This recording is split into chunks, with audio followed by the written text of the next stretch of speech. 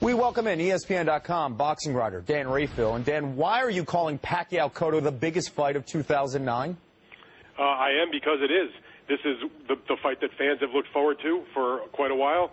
And if you take a look at the calendar of the other big fights that have taken place this year or other fights that are on the schedule for this year, I don't think there's any doubt that when you put the #1 fighter pound for pound in the world, that's Manny Pacquiao, in the ring, who brings so much excitement and fans and a great style, and you match him up with Miguel Cotto, who is one of the best in his division, and another very exciting fighter with a very passionate fan base, and you match them together, that is what fans want to see, the best guys against the best guys who bring a fun style and make entertainment and make great fights, and that's what both of these guys have done for many years, and I think it's just going to be an epic collision. I can't wait for this one. Dan, next Saturday, September 19th, former pound-for-pound king Floyd Mayweather Jr. returns to the ring to face lightweight champion Juan Manuel Marquez. Which fighter is facing the tougher challenge, Mayweather or Pacquiao?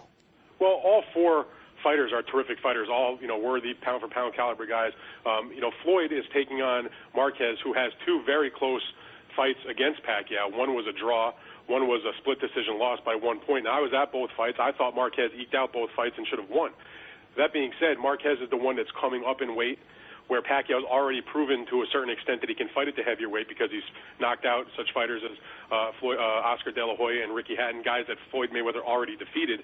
But I think the perception is that in Cotto, he's fighting a naturally bigger and stronger fighter than Mayweather is. And so the thought is that Mayweather has a little bit of an easier task. Not to say Marquez is a pushover by no means, but that if you have to take the choice between who's an easier opponent, Marquez or Cotto, you have to say Marquez is probably a little easier. That Pacquiao has probably a tougher fight, particularly because Cotto's such an excellent puncher also at the heavier weight. Down the road, Dan, will we see the fight I think the public wants to see, Mayweather and Pacquiao?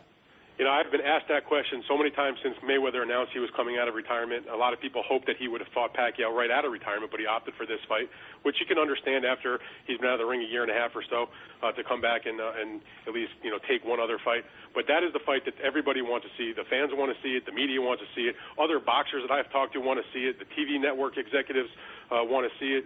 You name it. If they follow boxing to any degree, even the fans who are just casually interested, they also say, when is Floyd Mayweather going to fight Manny Pacquiao? That's the fight. Both guys got to take care of their business in their upcoming fights. Both guys, there's always the chance that both of them could lose, or one of them could lose. But if they both make it through that fight, and they don't make Mayweather versus Pacquiao for some time in the first part of next year, then shame on everybody involved with both sides, because that is a gargantuan fight.